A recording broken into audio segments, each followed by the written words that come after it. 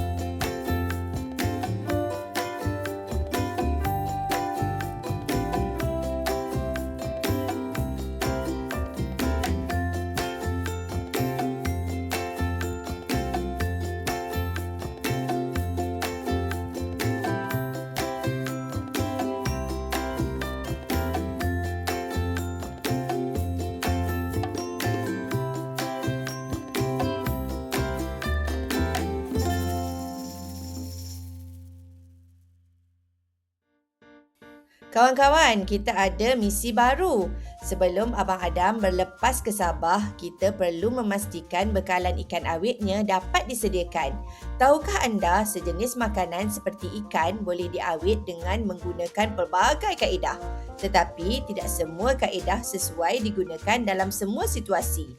Misi anda mencadangkan beberapa kaedah pengawitan ikan, memilih satu kaedah yang paling sesuai untuk projek pengawitan ikan oleh Adam dan rakan-rakannya. Mereka pelekat rekaan khas untuk dilekatkan pada bekas pengawitan ikan. Ayuh, selesaikan misi ini.